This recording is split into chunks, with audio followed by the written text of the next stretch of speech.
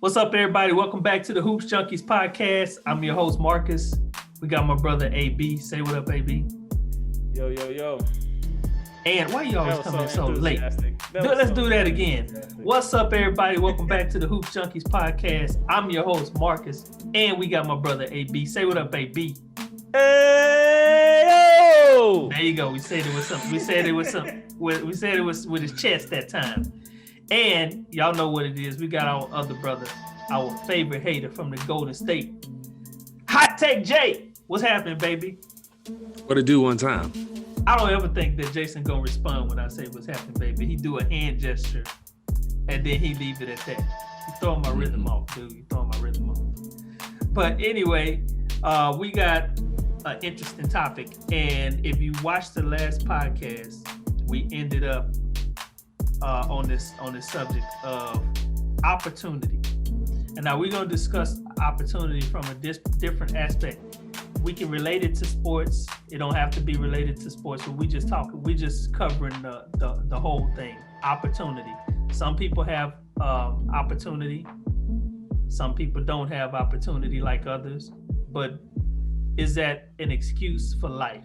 Can you use that argument to say, because I didn't have opportunity at this point in my life, now that I'm older, am I stating that fairly, Jason? Well, from what I recall, how this interjected is like somebody at 40, 50 years old can't look back and complain about something that happened when they were 15 years old and say, this is where I am in life because of what happened to me when I was younger. I think Aaron took a exception to it, and I was speaking more in the macro.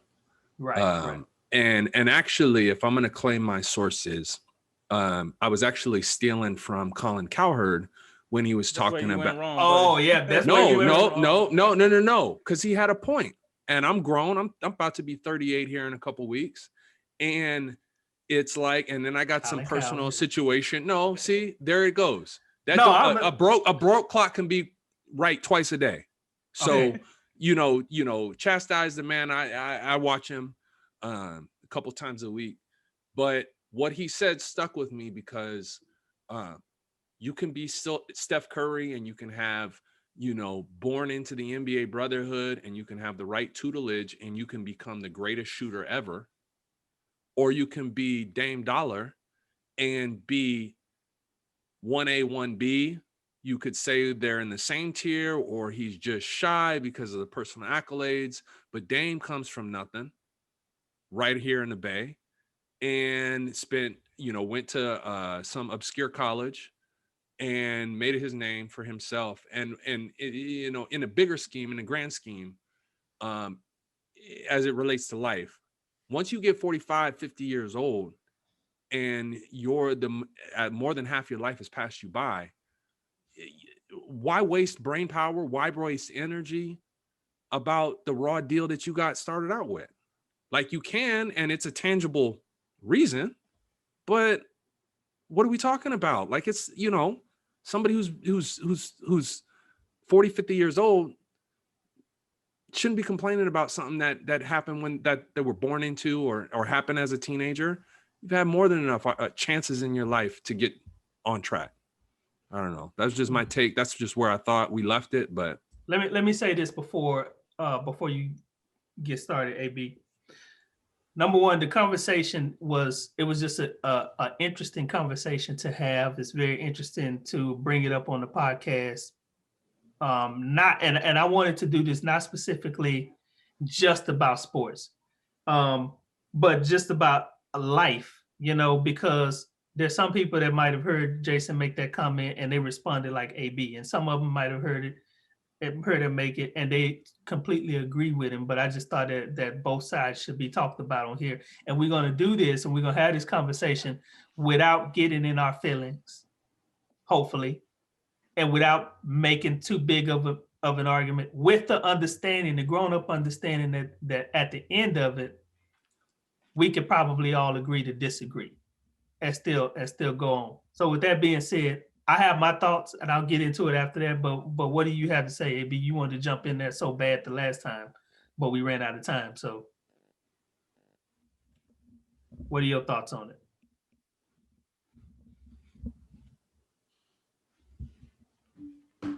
Go ahead, Aaron. You got me on mute or something? Am I on mute?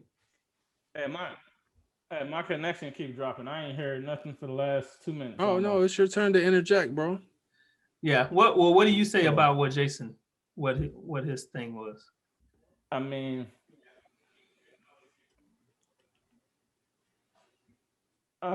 so for me, I'm not gonna sit here and say that what Jason is saying ain't right in essence. Yeah, that to a point, and especially when you compare it to sports and things like that. You know, we start off with, you know, when you make it to the NBA, you're in the 1% of the 1%, right? LeBron James, coming from where he came from and growing up the way he grew up, that's the 1% of the 1%. You know, that is every kid in the hood's dream is to grow up and be LeBron James, right? Or to be, you know, Lamar Jackson or whatever case may be.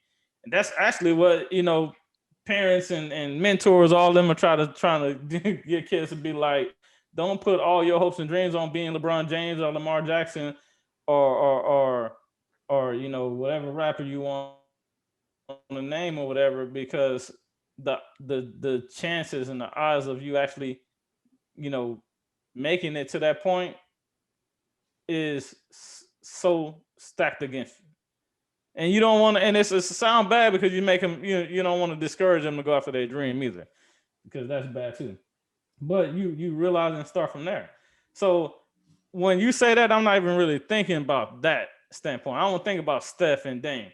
I'm thinking about just in general, seeing people coming from where I come from and being raised the way I was raised, and my own personal life experiences.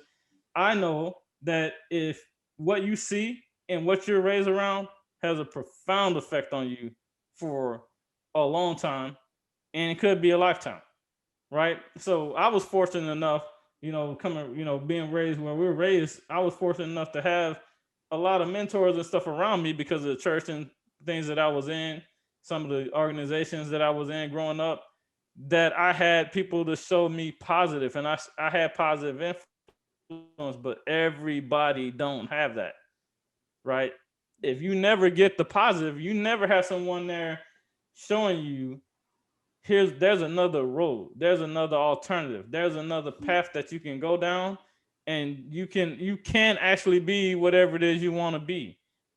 When you don't have that in your life day to day, you see what you see, and what you're exposed to is what you're exposed to. And yeah, to take it back and say that, okay, when you're 40, 50 years old, you shouldn't be saying, man, if I just, you know, this didn't happen way back then, you know, I'd be so much better along or whatever.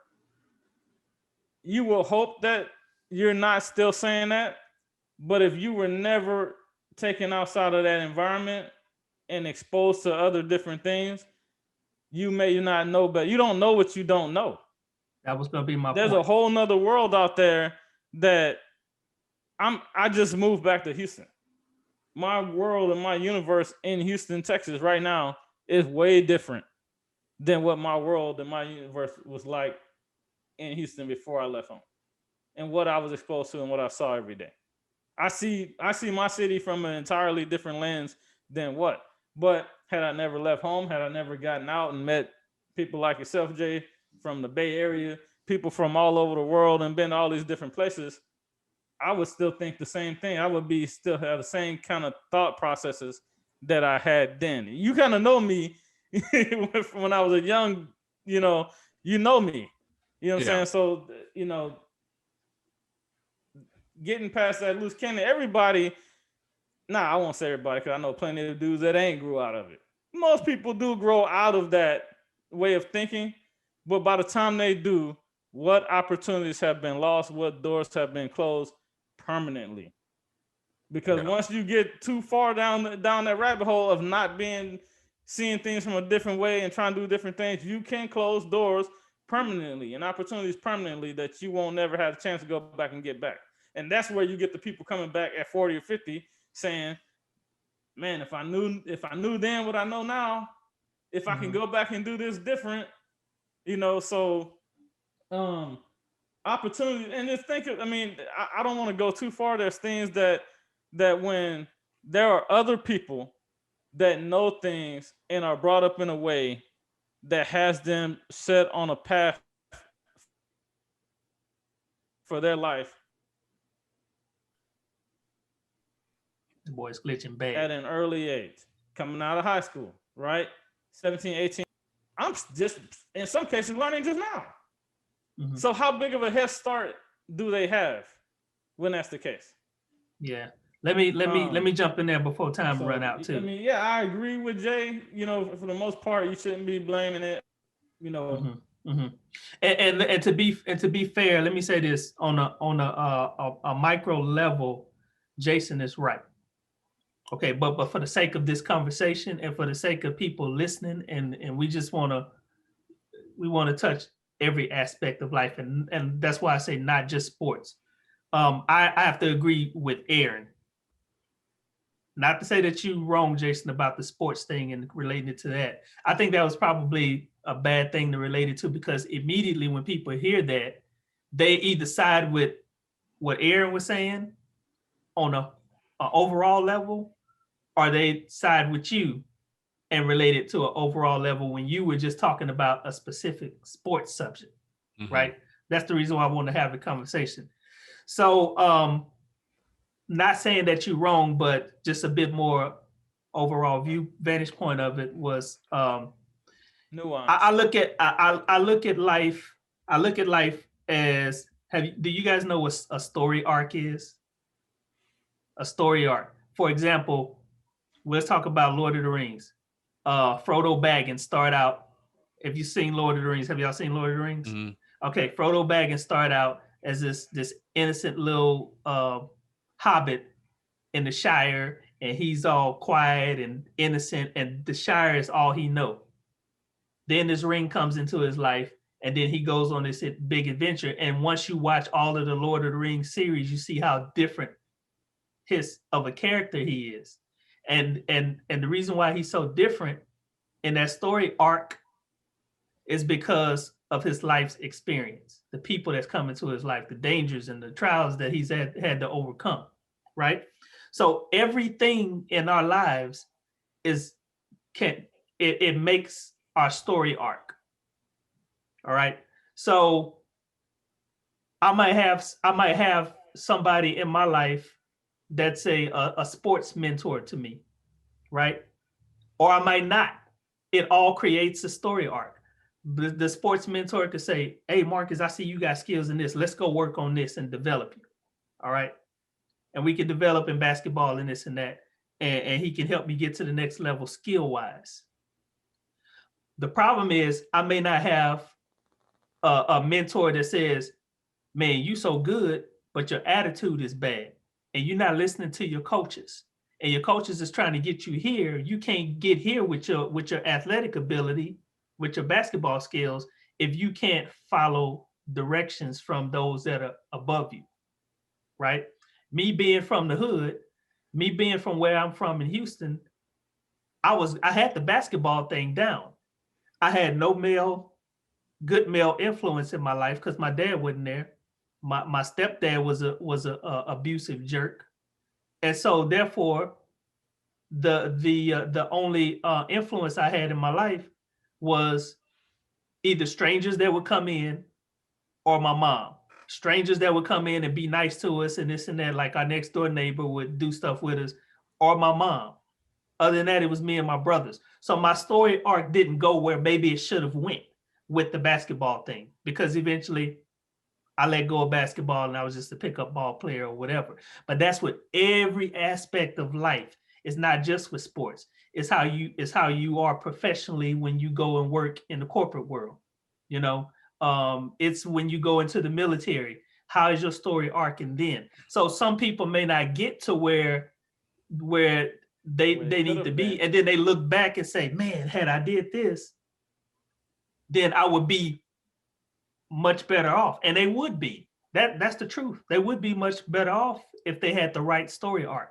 So we can't say oh, there's no excuse for you to not be where you wanted to be because of what happened to you when you're little, when everything is one decision has an effect on the next one, on the next one, on the next one, and it keeps on going. And like Aaron say, you don't know what you don't know. You know, when I went into the military, I didn't know how to write a check.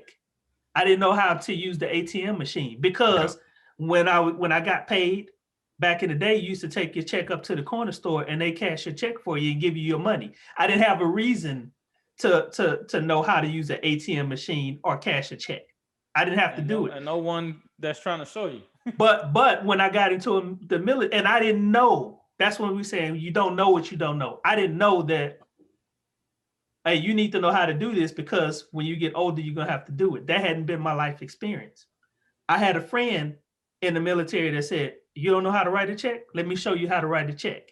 And that's how I learned how to write a check. I didn't know that you could overdraw your ATM account and create fees and you have all, you know what I'm saying? So you don't know what you don't know.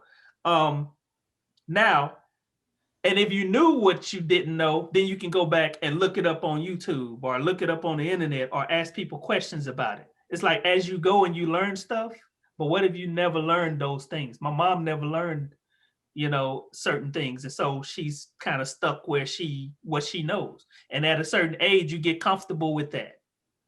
And you're like, I don't know how to use a computer. The computers intimidate me. The cell phones intimidate me. So this is not to jump on you and say, hey, we disagree with you, because I agree with you in certain aspects. But as far as the conversation going, is how it's relating to life, unfortunately, is that I have a cousin, Tootie. I had a cousin, Tootie. He passed away not long ago. Tootie never really grew up. He didn't have the male figures that he had in his life was us. We went to the military. His dad wasn't there. His mom died when he was younger. His sister, she was going through her own stuff, but he never really grew up. And by the time, and I was sad for Tootie, not because of what he was going through, but I was sad for him because I've experienced life and he never left the hood. He never knew what a subway looked like. He never been to another country. And I think about that, how blessed I am in certain situations. Let me interject here. I know we only got 2 minutes left. Oh. Like you ever go to walk around playing a recess or at lunch, you play some basketball, and then there's this, it's all concrete, but then there's this little crack where a flower is blossoming through the concrete, right? And I know this ain't the masses on what I'm talking about, but life don't care. Life does not care. You're One right. of the favorite shirts that Lamar Jackson wore, and I bought a big old canvas with it because it was like, it smacked me like a ton of bricks. And I was like, this is so true. He's like, nobody cares, work harder. Nobody cares, work harder. Nobody cares, work harder. And even at your core, at 5 years old, 10 years old, and you see people doing things they shouldn't be doing, you know, slanging, whatever, like domestic violence, whatever. You're right. A kid, that could be all he knows. But for the souls that want to be saved, they got this thing inside them that tells them is right or it's wrong. I left the military at 19 because I didn't want nothing to do with my mother. I wasn't going to do it her way. And I was like, I don't know what I don't know, but I'm out this month. You know, I'm out and I'm going to go figure it out. I wanted to be Steph Curry before anybody knew what Steph Curry looked like. When I tell you I'm a 6'4", 150 pounds, sitting out there trying to dribble and shoot from 20 feet, 30 feet. And they were like, no, Jay, get down low. I'm like, no, I'm not him. I got dreams. And I got 3 or 4 good excuses as to why I'm not Steph Curry and Steph Curry stole my shine. But nobody cares. What I realize is nobody gives a damn. And so when you have to get to the finish line, in the end, God's the only one you can trust. Yeah. Ultimately, you are absolutely right. Life is life. Nobody cares. You know, And that what you do have, be blessed, be happy about what you do have. Take advantage of it. And when you learn what you don't know, then it's up to you to go and figure that thing out. Pay it forward. Pay it forward. Teach your kids that's coming up, because it's like, man, if I knew this now, it's up to you to teach your kids that. You know, so anyway, we'll leave it there. Good conversation, man. You know, we all are grown men around here, and those are the type of conversations that we need to hear. It's not all about sports every time. Thank you for watching the Hoopz Junkiez Podcast. If you enjoyed the video, make sure that you like, subscribe, and comment down below. Also, if you want to check out a few more clips, make sure that you hit the bell notification so that you're alerted whenever we post a new video.